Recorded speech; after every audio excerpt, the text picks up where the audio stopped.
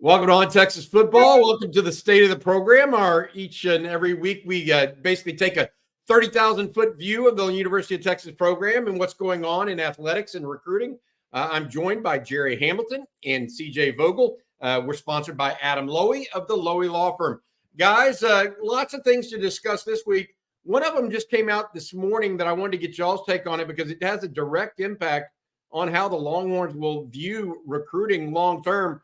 It's being reported by ESPN that the NCAA is thinking about changing the signing period yet again. It'll be the third change in 10 years or so. Right now, they only have two signing periods, one in December and one in the first Wednesday of February. Now they're talking about adding an additional third signing period for football in the last Wednesday of June. This year, that would be June 26th, for example. Now, we don't know if this rule that ESPN is reporting on will actually go into effect this year or in years to come. But what do you think of this rule overall, Gerry? I love it. I absolutely love it. So I've been a proponent of a late July and February signing period. I've always thought like the basketball early, late around their season works best. And I think when the NCAA started allowing spring official visits, it made no sense in anything to make a kid wait till December to sign. The process has been accelerated, but you're like, okay, no, 80% of you guys made decisions, but y'all got to wait till December to sign. And that just brings in a whole bunch of junk, right? I love the change if it's the last Wednesday in June. Now, how many of those kids, what percentage of kids will sign in that? Be interesting because I would say roughly 70-80% of kids are making decisions prior to their senior season. Now, how many of those kids are going to be willing to sign a national letter of intent the last Wednesday in June? Maybe higher than we think with the new NCAA rulings because, the new NIL rulings because everything that's happening right now is accelerating the process. That's all this is doing. So I think we may initially, I'd say 40% of kids signing last Wednesday in June, but it may end up being a lot higher than that. But the December signing period would change. And here's the big thing on that, Bobby and CJ. That would change to the first Wednesday after the end of the college football regular season. Why is that big? It's not December 20th. It's before the portal window opens, unless I'm mistaken. So the NCAA and the college coaches are clearly looking to make a differentiator here between high school recruiting and portal recruiting, which right now is just a big old cluster for 2 weeks in December. And then the first Wednesday in February stays as it is, which that's about, 8% of kids at this point. The December period would obviously be more for the early high school graduates that didn't sign in June. That's really what we're looking at here with the three signing periods. But it does differentiate, CJ and Bobby, high school recruiting in the portal window, which is big because these college coaches, and changes have to be made. My last thing on this, then I'll let y'all go. With the college football playoff expanding to 12 teams, you can't have a December 20th signing period. It literally won't work. They had to do something. I agree with you. I think that they have to do something. I don't know that this is doing anything. So that it's going to put kids in a hot box in June instead of waiting it out until December. This isn't for the student athletes. This is for the coaches. Correct. That's what I think. Because now you're going to have a player, for example, that signs in June that goes out and he signs with, I don't know. Look, Rice is a great school. But he signs with Rice in June and then goes out and has a great season. He could have gone to Texas or Ohio State or Florida where they could have paid him more in NIL or been a better place for him long-term and a fit for where he wants to compete to take him to the next level. And he's already signed. I think that signing before your senior year, I think that's a tough ask about players, especially when they are still to this day growing at that time in their lives. They are still getting bigger, stronger, faster, etc. They're not all the way. They're not finished products to where they want to be. All right. Hey, we're going to take on some other topics here today as well. That's going to be that one. This next one I want to ask you guys is about where you think the strengths and weaknesses of this Texas football program sits a little less than 20 days now out from spring ball starting. So strengths and weaknesses. Before I do that, I want to say thank you to our sponsor, however, and that's Adam Lowy of the Lowy Law Firm. Adam and his group have been helping injured Texans for a couple of decades now. Reach out to them at loweylawfirm.com. That's loweylawfirm.com for a free consultation. If you've been injured in a car wreck, truck wreck, a motorcycle accident, RV, or ATV, that's 512-280-0800. All right, CJ, I'm going to go to you first. Give me your one or two strengths that you think Texas really needs to hone in on or has headed into this football spring practice. Yeah, I think it's on the offensive side of the ball, obviously. I think it'll be the offensive line. I think you return 4 out of 5, and the guy that you add on that 5th spot at right tackle is Cam Williams, who we got to see a pretty good glimpse of against a top 25 team at home last year, and he played, very well, minus a few snap infractions or false starts there. So I'm excited for this offensive line because we saw what the continuity did in 2023. They took that big step forward. A lot of people were seeing they were recognized a little bit. The Joe Moore Award had them as a semifinalist towards the end of the year. That's the award for the best offensive line in the country. Now you get that same nucleus back, and there's a lot of talent still there. Obviously, Kelvin Banks is your anchor. DJ Campbell took a step forward. Jake Majors is your piece in the middle that links all of this together. Now you get to play around with some of the combinations at left guard a little bit. I do think Cam Williams will be your piece at right tackle. Will there be a competition, a little bit movement right there with Hayden Connor moving over to give a little bit of a run there at right tackle? We'll see. But then you get to piece around and find that true dominant spot at left guard with Cole Hudson, Hayden Connor, and Nato Umuozulu.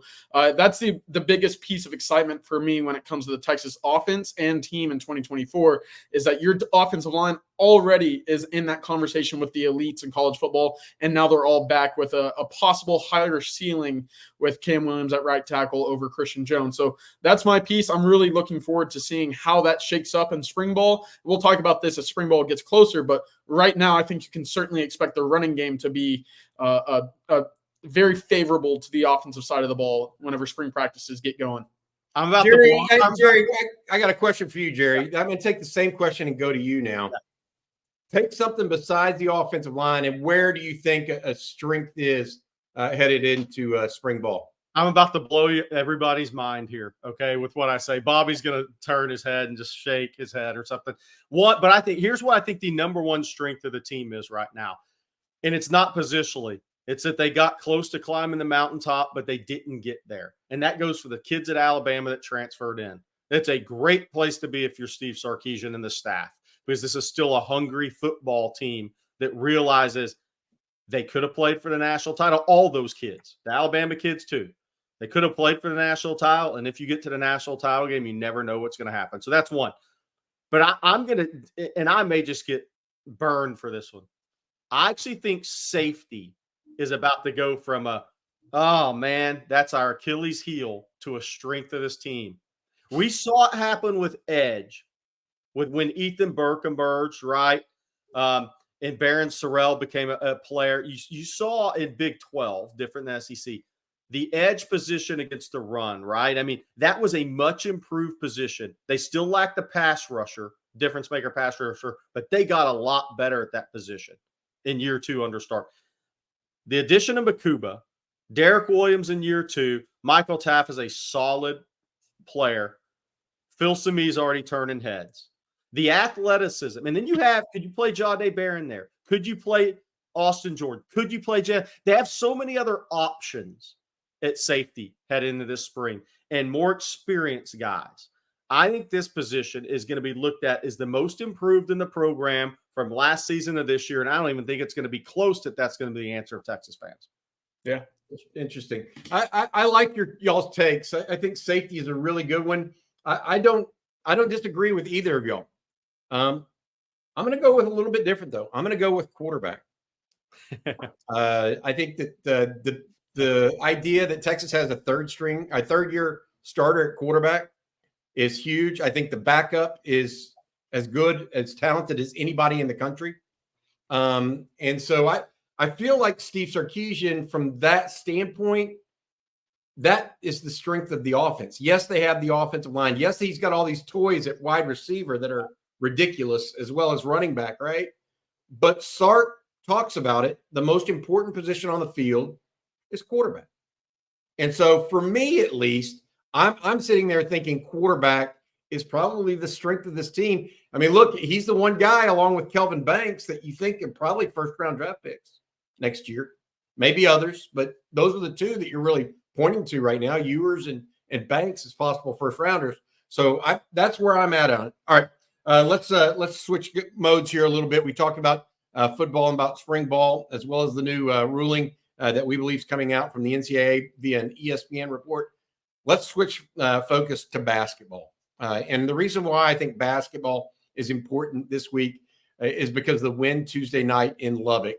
Look, Gerry, we can't ignore the fandom, a lot of which was calling for Rodney Terry to be gone after 1 year. Oh, right. the game is, or the job is clearly too big for Rodney Terry.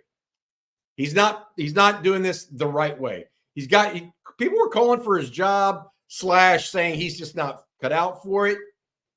That win on Tuesday night puts them to a level of where, okay, they're going to make the tournament most likely, barring just a collapse, right? So did he answer his critics to some degree? You know, I think he's got a chance to the rest of the season. But here's what was my take from that is the players have his back. That team played really hard. And that team showed some spine because they got their ass kicked in Lawrence Saturday. Okay, it was bad. It was an embarrassment. And they've had some bad losses this year. I mean, Marquette, bad. I mean, they look like a bad basketball team. But they clearly, whatever the coaching staff's message was, and whenever those players got together, they showed spine. They showed they're playing for each other. They showed they're playing for their coach. And their coach is, that's a strong sign for Rodney. There's things, look, I mean, the big run against Kansas where you're waiting on the TV timeout and a 6-0 run ends up 13, that gets your butt kicked, okay? The same thing happened in the Miami game in the Elite Eight, waiting on TV timeouts. Rick Barnes did that for years. You wait on the TV timeout, a small run becomes a big run, then the game's over. So that's a roll of the dice that I think they have to look at. But I thought for Texas, you know, it's hard to not make the tournament. This Texas team, if you have got two guys like Brock Cunningham and Kendall Weaver on your team, because those guys are ultimate competitors. And though you can just tell, you could tell Brock Cunningham last night, he was trying to, in his role, was trying to will his team to a victory. Kendall Weaver trying to will his team to a victory.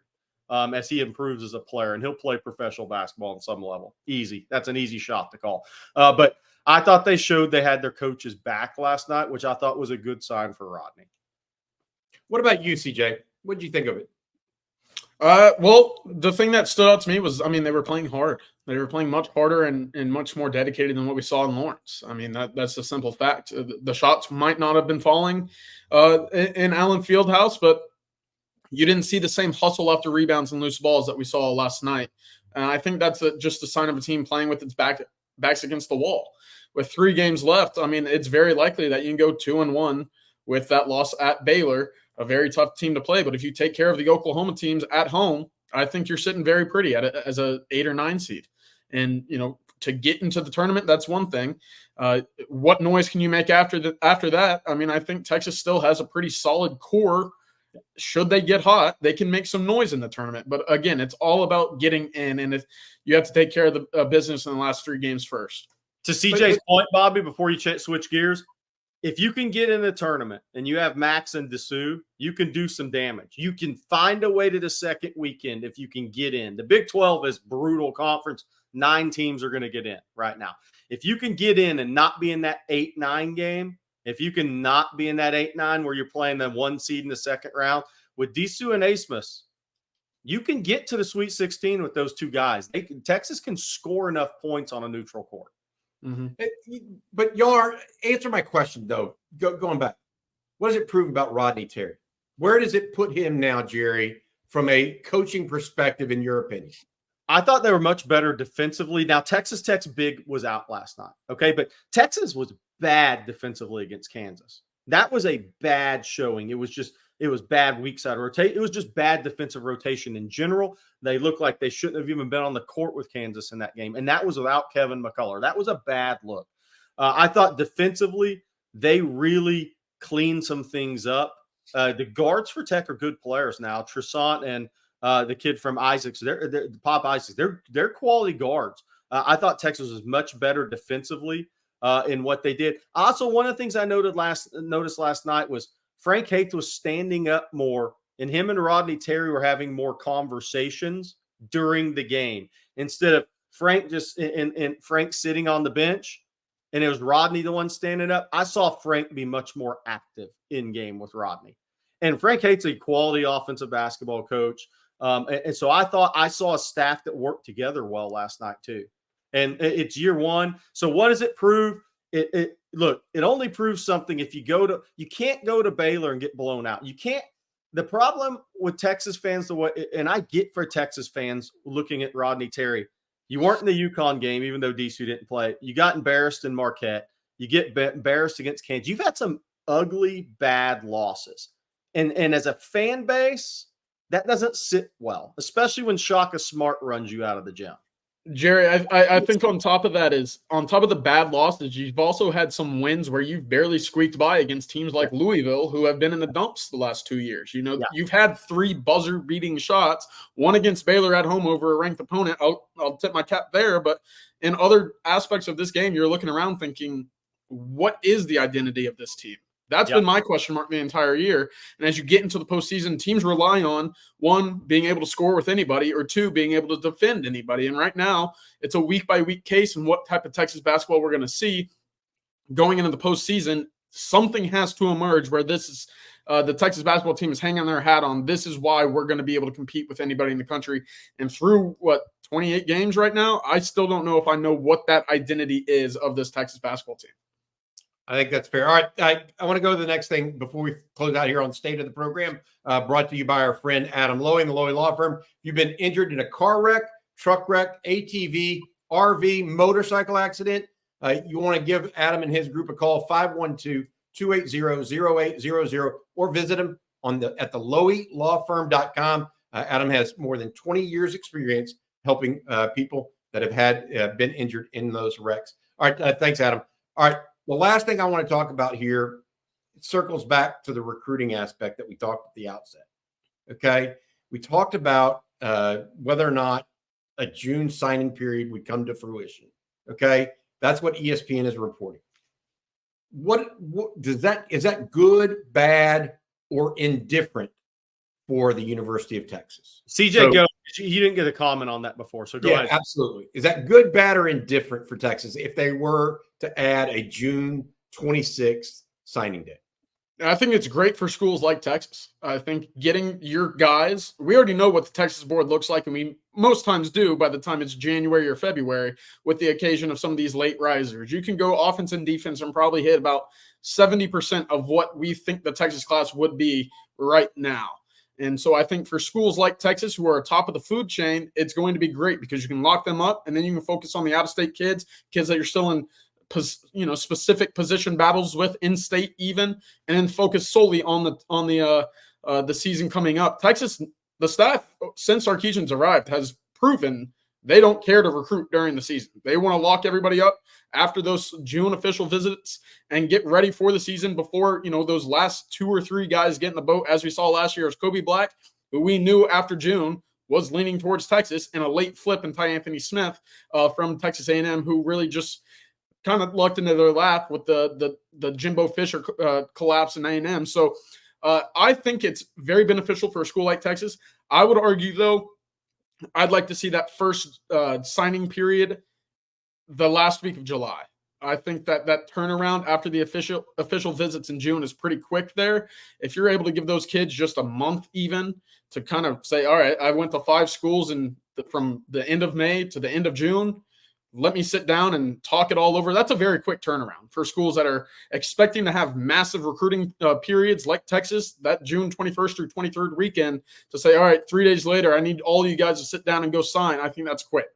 But at that point, we did see it very often last year where kids came to Texas on their official visits knowing this is where they wanted to end up. And if you're the Texas staff, you're pushing for those guys to put pen to pad and get it all over with so they can focus on other pieces moving forward into the season. I don't know. I'm kind of conflicted. I don't know if it's good or bad for Texas. What I do know is that there are going to be guys that are, say there are 10 receivers on the Texas board. Receivers 9, 10, 11, 12, 13, whatever. They're going to be put in a hot box by lower end teams to sign early. That's my opinion. I think it may help lower teams out of the gate. Now, not necessarily long term, but out of the gate, maybe. And so I'm concerned a little bit about it. Again, I just don't think it's the right call for the NCAA, but I don't think they do much right. Personally, I know, Gerry, you've been clamoring for a summertime signing period, and you do think it's helpful. I don't know how much changing the timeline helps. Why not just go back to one signing period in February? Yeah. I mean, look, ultimately that worked for 75 or for 60 years. Why not just redo that? And then that way you don't have all these different time periods. I think the question is what's going to dictate how many kids sign in that last Wednesday in June when this becomes official, which I do think it will, is how accelerated does the NIL process become for your top 50 ranked kids in America? That's going to be the question. Is this signing period in June, the last Wednesday in June, is it just going to be the 40% of kids that are going to school X come hell or high water? That's where they want to be. Whatever NIL deals in place, that's just where they want to be. Okay. Does this process really change for the top 50 kids in the country? Well, that's your real NIL, true NIL battles, to your point, Bobby. Are those kids just going to wait till December anyways? That's the question. And I think the NIL, what just happened with the NIL, is going to answer that question. Because that's going to be the next piece of this that's going to come, right? Are we about to have binding NIL contracts with buyouts? I mean, are we really about to accelerate that process? If that process is truly accelerated, then I think you could see 70% of kids sign in late December. Sign in late June. That's crazy. All right. We'll see we'll be following it because I do think it's going to affect Texas football. I just don't know how yet. And I also don't know if it's going to happen in 2024 or we'll see it happen in 2025. The ESPN report was not clear about that. I want to add one other thing, though. Think about this, though. The year Arch Manning committed to Texas, if he signs with Texas in June, what does that do? So it can be a positive for the power schools, too, because they're sitting there with, 12 guys signed that are top 150 guys in the country. And you're sitting there. I mean, it's going to be interesting. I think it's like anything else in college football right now. The rich are going to get richer. If Arch Manning signs with Texas the last Wednesday in June, wow. I mean, that's a pretty big deal. Yeah, no, that's a fair point. Fair point. All right. That'll do it for this afternoon's state of the program. Some things that I think were big picture there that I think are good. Remember this. I mean, Texas is in a situation where they're coming off a college football playoff victory, or college football playoff appearance, right? I don't think they're going to have a problem recruiting, and they're not having a problem recruiting. I think the moving targets, though, with the NIL rules, with changing the signing dates, that all just throws a wrench in the whole equation, right? Yeah. And I don't like the way that is heading right now as it relates to Texas. All right. I think the biggest piece before we get out of here on that is it does differentiate high school and portal. Yeah. That's the biggest takeaway for me with this is that was just too much for a college. I don't care how much you get paid. That was too much. That had to be corrected somehow. I don't know that it's even corrected because basically what portal rules are even on the books anymore? Right. Well, I mean the dates when the window opens. But those dates may not be on the. I mean, Well, does that? this whole thing could be. My point is, whole thing. Yeah. Just they need a whole redo, and yet they're still trying to. Still feels like they're trying to patch. Put their fingers in the different holes of the dam, you know. And One other thing it tells us is it sounds like that to me. My takeaway is the portal dates are going to remain the same. The windows. They hope. Yeah, that's what it's telling me. Yeah, that's fair. All right, that'll do it for the state of the program. For CJ Vogel, Gerry Hamilton, and our sponsor Adam Lowy, the Lowy Law Firm. We appreciate him. I'm Bobby Burton, and this has been State of the Program. Hook 'em.